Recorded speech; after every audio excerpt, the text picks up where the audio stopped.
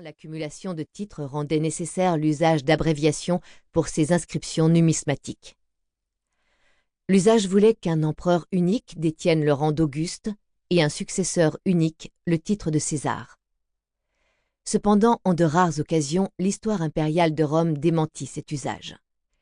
C'est ainsi que l'on vit à certaines périodes deux Augustes, c'est-à-dire deux co-empereurs, gouverner de façon complémentaire et en paix.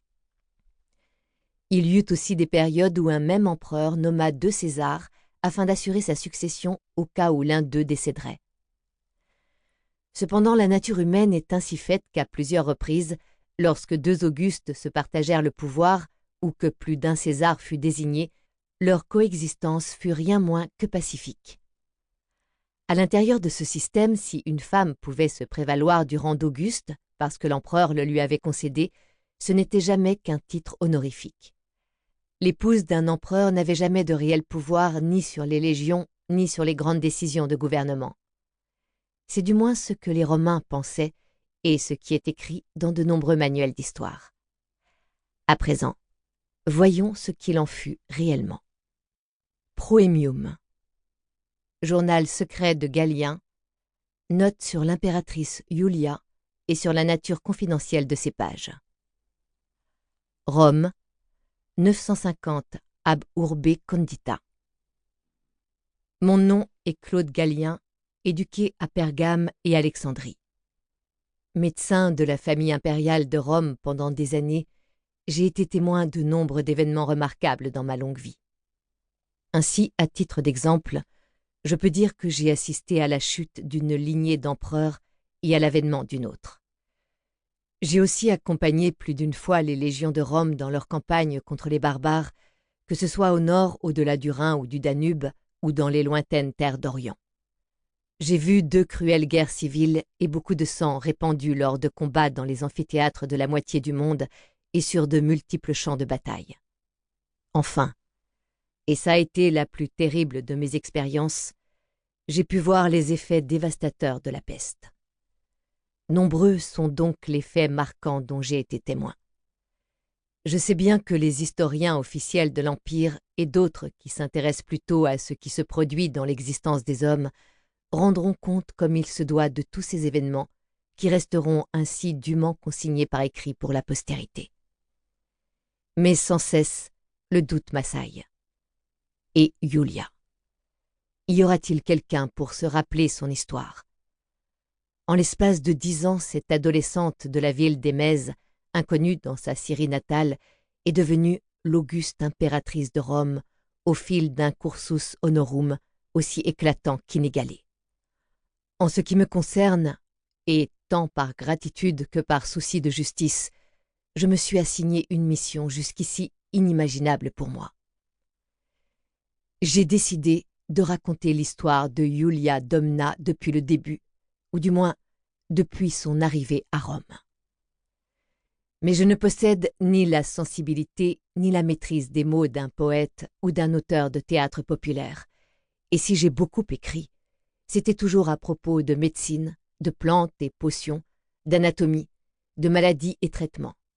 Autant dire que dans ces conditions, je me suis trouvé face à un problème inédit pour mon intellect. Comment raconte-t-on l'histoire d'une personne? Dans quel ordre? En une succession chronologique d'événements ou en les organisant selon des thématiques appropriées? Tout cela était nouveau pour moi et m'a désorienté, je l'avoue, pendant des mois.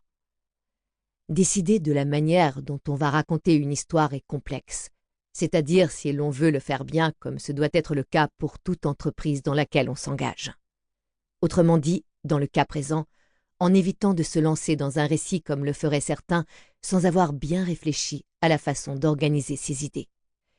Si on se sait enclin à ce genre de folie, il vaut mieux ne même pas commencer. C'est pourquoi j'ai d'abord pris le temps d'étudier soigneusement la question. Comment raconter l'histoire de Iulia Domna, l'impératrice la plus puissante de Rome? J'ai longuement réfléchi à quels éléments, quels traits définissent le mieux une personne. Les uns disent que c'est son caractère, or cet aspect est étroitement lié aux humeurs et à la santé, caractéristiques techniques qui intéressent principalement les médecins. et je n'écris pas cette histoire pour mes confrères. Eux, je leur laisse mes manuels et traités sur l'art d'Asclépios aussi détaillés que prolixes, et limités par ailleurs. Moi seul sais combien cela m'affecte. Mais voilà que je commence à me disperser. Je reviendrai plus tard sur ce point, sur les limites imposées à mes recherches, sur la cécité à laquelle elles me condamnent dans mon travail. Mais revenons à Yulia. Qu'est-ce qui définit une personne outre son caractère et ses humeurs? Ses amis, ceux qu'elle juge dignes d'être dépositaires de sa confiance. À la lumière des amitiés dont chacun s'entoure au long de sa vie, on peut entrevoir assez clairement quel genre de personne évolue au centre de ce cercle. Aristote l'affirmait déjà, tout en signalant que les amitiés nouées par intérêt n'en sont pas de réelles, dans la mesure où on ne s'est rapproché de l'autre que dans un but précis, le plus souvent pour en tirer un bénéfice. Et de fait, s'agissant d'une figure aussi puissante que Yulia, si l'on trouve effectivement autour d'elle un cercle d'amis dans lequel je m'inclus moi-même, on est en droit de se poser la question. Lequel d'entre nous a approché l'impératrice par pure amitié, sans rechercher un privilège, un cadeau, une aide? Moi-même, j'ai d'abord vu en elle le moyen d'obtenir ce que je désirais plus que tout. Par la suite, j'ai appris à la respecter, et elle m'a même inspiré de l'admiration. Mais est-ce cela, l'amitié? Impératrice et pouvoir. C'est cela, finalement, qui m'a donné la clé pour aborder mon récit et articuler mon discours de façon cohérente. S'il est difficile d'identifier les véritables amis de quelqu'un de puissant, il est beaucoup plus simple, et je dirais même plus objectif, d'établir quels furent ses ennemis. Et de fait, on ne peut nier que l'impératrice Iulia Domna ait eu de redoutables opposants, des ennemis mortels. Savoir qui ils étaient peut nous aider à comprendre qui était en réalité celle à qui ils voulaient tant de mal.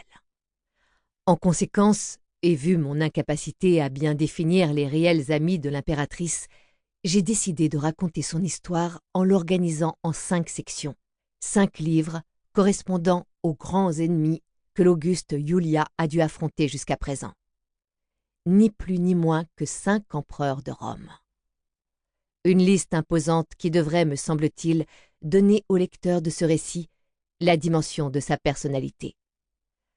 L'auguste Iulia n'a jamais plié devant personne. C'est ce qui m'a toujours impressionné en elle. Mais commençons par le commencement. Liber primus, Commode. Marcus Commodus Antoninus Pius Felix Augustus Britannicus. Chapitre 1. Journal secret de Galien. Note sur les origines de Iulia et sur la folie de l'empereur Commode. C'est la lutte constante qu'elle a dû mener pour survivre dès son arrivée à Rome qui a aguerri Iulia, son premier ennemi étant aussi redoutable que brutal. J'en veux pour preuve le nombre de ceux qui ont péri au cours des dernières années du règne de l'impérator Caesar Lucius Aelius Commodus Augustus Pius Felix Sarmaticus et caetera, c'est-à-dire pour ne mentionner qu'une partie de ces noms officiels en laissant de côté ceux plus exotiques qu'il y ajouta de son propre chef durant son règne. Quoi qu'il en soit, pour abréger et pour faciliter la narration, je l'appellerai Commode. Iulia a fait montre d'une extraordinaire capacité de survie au cœur du pire des mondes et face au délire de Commode, dernier des empereurs de la dynastie Ulpius Aelia ou des Antonins, selon qu'on considère les origines de cette lignée avec Nerva et Trajan, ou sa fin, avec Antonin et Marc Aurèle.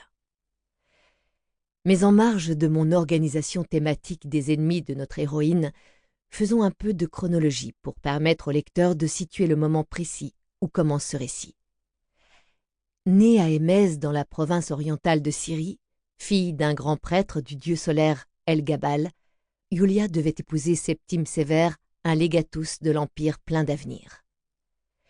C'est pour procéder à ce mariage qu'elle se rendit à Lugdunum, où Septime exerçait comme gouverneur de la Gallia Lugdunensis. Iulia était alors une toute jeune femme de 16 ou 17 ans à peine. Lui, un veuf. Para seguir escuchando este audiolibro gratuitamente, haz clic en el enlace de la descripción y podrás escucharlo completo sin coste gracias a la prueba de 30 días de Audible.